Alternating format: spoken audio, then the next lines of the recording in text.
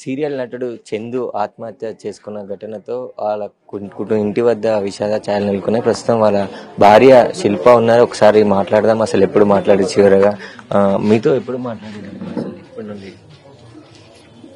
అంటే personal call ఏం జరగలేదు మా ఇద్దరి మధ్యలో కన్వర్సేషన్. తను పాప కోసమని గోల్డ్ అది ఏమంటారు, ఇప్పుడు మనకి స్కీమ్స్ ఉంటాయి కదా, అవి కట్టడానికి అనేసి కట్టాడనమాట. అది కంప్లీట్ అయిపోయింది. సో ఆర్నమెంట్ తీసుకొని రా అనేసి చెప్పాడు. సో దానికోసం ఆ కన్వర్సేషన్ తప్పితే దానికి మించిన కన్వర్సేషన్ వేరేది ఏం అవ్వలేదు మా ఇద్దరి మధ్యలో. సో పాపకి మాత్రం ఒక మాట అన్నాడంట, అమ్మని బాగా చూసుకో, మంచి చదువుకో, తమ్ముడిని బాగా చదివించుకో అనేసి అని అన్నాడంట. మీ మ్యారేజ్ ఎప్పుడైంది? ఎప్పటి నుంచి చందు అటు దూరం? మాది 2015 నవంబర్ 29న మా మ్యారేజ్ అయ్యింది. తను 2020లో ఎగ్జాక్ట్ మంత్ తెలియదు, somewhere in the month of June July ఉంటుంది, మిడ్ ఆఫ్ ద ఇయర్.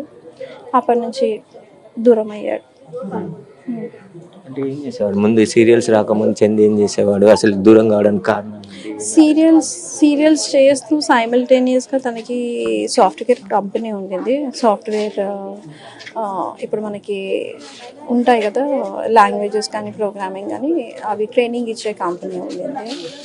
కొంచెం లాస్ అయినందుకు తీసేయాల్సి వచ్చింది అనమాట. తీసేసిన తర్వాత ఫుల్ ప్లెజ్గా ఇండస్ట్రీలోకి వచ్చేసాడు అనమాట. పవిత్ర ఎట్లా దగ్గరైంది ఆమెకి? మీరు పెళ్లి చేసుకుని పిల్లలు ఉన్నారు, ఆమె ఎందుకు ఎంటర్ కావాల్సి వచ్చింది?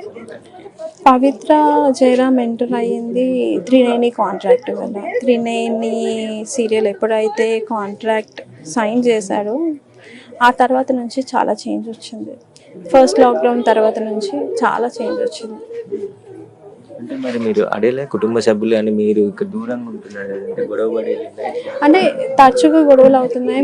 మేమేమనుకున్నామంటే ఏదో మిస్కమ్యూనికేషన్ అలా అనుకున్నాం, కానీ ఇంత డెప్త్గా వెళ్తాడు అంటే ఇది అన్ఎక్స్పెక్ట్ చేయలేదు. ఇది అన్ఎక్స్పెక్టెడ్. అంతలోపు మాకు తెలిసేలోపు అన్ఎక్స్పెక్టెడ్ అంటే మా మదర్ పాస్ అయింది డిసెంబర్ 2019లో 21st. నేను అందులో నుంచి డిప్రెషన్లో నుంచి బయటికి రావడానికి నాకు ఆల్మోస్ట్ 2 years పట్టింది. అందులోనే ఇది ట్రావెల్ అయినారు వీళ్ళిద్దరు. సో నాకు తెలిసేసరికి ఆల్మోస్ట్ అంతా జరిగిపోయింది. సో అలా అన్నమాట.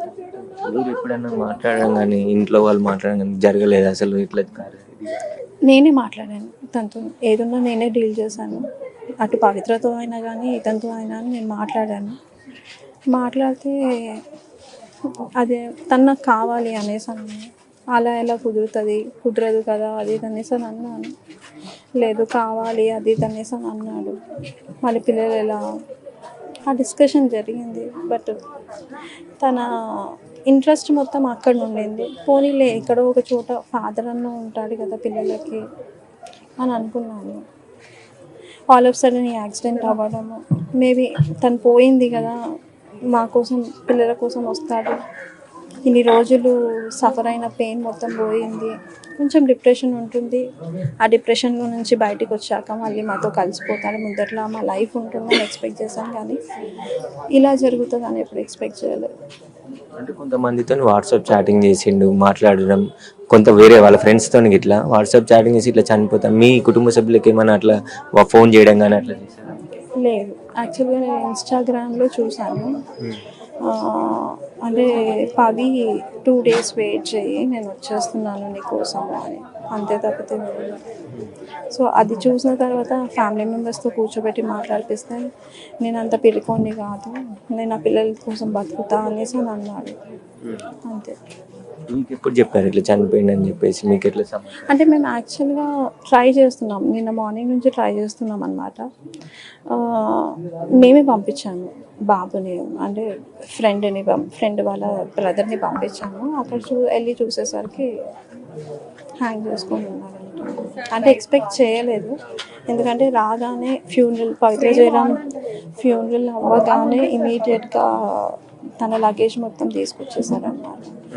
సో లగేజ్ తీసుకొచ్చినాక తను వెళ్తాడు అన్నది ఎక్స్పెక్ట్ చేయలేం కదా. బట్ ఈ సాఫ్ట్వేర్ కంపెనీకి సంబంధించిన దాంట్లో ఏమన్నా పవిత్ర వివాదం జరిగిందా, గొడవలు జరిగిందా మధ్యలో? లేదు, అలాంటివి ఏం లేదు, నాకు తెలిసి అయితే లేదు. ఈ సాఫ్ట్వేర్ కంపెనీ అన్నది బ్యాక్ 2015 ఆ టైంలో, సో రీసెంట్ కాదు.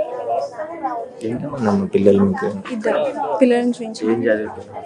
పాప 3rd స్టాండర్డ్, బాబు ఎల్కేజీ. పాప 8 years, బాబు 4 years. అంటే ఈ మధ్య దీనికి సంబంధించి ఇన్సిడెంట్ అయిన తర్వాత పిల్లల కోసం కానీ ఇక్కడ ఉన్న వాళ్ళ తల్లిదండ్రుల కోసం రావడం జరిగింది. అసలు మాట్లాడే ప్రయత్నం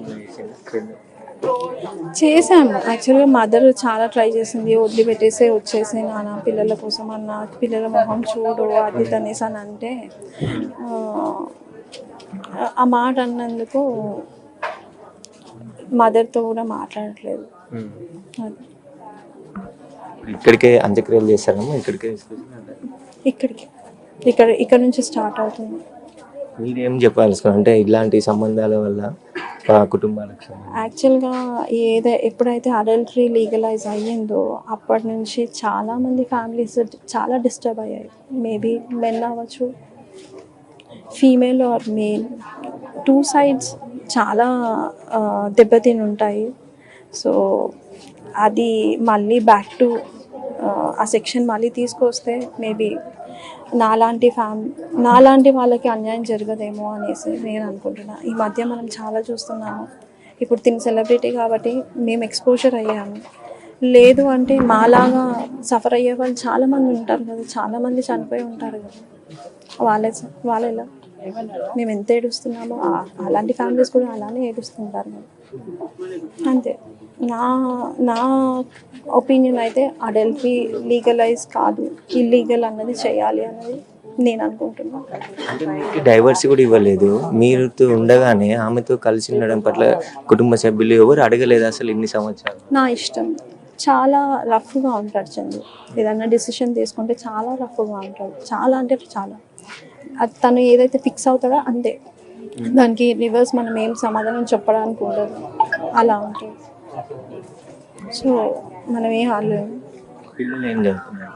పాప 3rd స్టాండర్డ్, బాబు ఎల్కేజీ. ఇట్లా ఎప్పుడు మాట్లాడావా నాన్నతో? మాట్లాడావా? ఏమన్నాడు నాన్న? ఎక్కడ ఉన్నావు నాన్న, తిన్నావా, ఏం చూసుకో అని అన్నాడు. అమ్మని మంచిగా చూసుకో, తమ్ముడికి మంచిగా చదివి, తమ్ముడిని బాగా చూసుకో, మంచిగా చదువుకో, గుడ్ కదా బాగా అని చెప్పింది మొన్న. నువ్వు చెప్పలేదా నాన్న ఇడికి రా ఇప్పుడు అని మాట్లాడినప్పుడు? వస్తుండే కలుస్తా అని చెప్పింది ఎప్పుడైనా మాట్లాడాను? ఏమనేవాడు నాన్న సార్? ఎప్పుడు అదే అంటుండే. ఓకే, ఎప్పుడు ఇదే అంటుండు. ఇంకొకసారి తెలుసా నాయన భవ్యాంటి చనిపోయింది అవన్నీ మాట్లాడుతుండు, ఊరికి అవే మాట్లాడుతుండు. ఫోన్ చేసినప్పుడల్లా అంతనే మాట్లాడుతుండు, ఇంకా బాగా చెప్పేస్తుండు అంతే. అంటే వీళ్ళ ఇంటి దగ్గర అయితే పూర్వ విషాద ఛాయలు నెలకొన్నాయి. 5 సంవత్సరాల నుంచి కూడా వాళ్ళు మాట్లాడే ప్రయత్నం చేశారు, కానీ ఇలాంటి ఆ పవిత్రతో ఇష్టం ఉండడంతోనే ఆయన ఎక్కడున్నా హ్యాపీగా ఉండాలనే ఉద్దేశంతోనే ఊకున్నామని చెప్పేసి కూడా చెప్తున్నారు. ఇలా అవుతుందని చెప్పేసి ఇక్కడ ఎవరు కూడా అసలు అనుకోలేదు అని చెప్పేసి కూడా చెప్తున్నారు. కుటుంబ సభ్యులు అదేవిధంగా బంధువులు కూడా అందరూ ఇక్కడికి చేరుకొని ఇలా పవిత్ర చనిపోయిన తర్వాత ఇన్స్టాగ్రామ్ లో ఒక పోస్ట్ పెట్టాను, నేను కూడా బయటికి పవిత్ర దగ్గరికి వెళ్ళిపోతున్నాను అని చెప్పేసి. దాంతో షాక్ అయ్యి నిన్న ఏదైతే కుటుంబ సభ్యులకు సంబంధించిన కొందరిని మణికొండకు పంపించి చూడగా అక్కడ చనిపోయినట్టు గుర్తించారని చెప్పేసి కూడా చెప్తున్నారు. ఇలాంటి ఘటన జరగడంతోనే చందు నివాసంలో అయితే పూర్తి విషాద ఛాయలు నెలకొన్నాయి.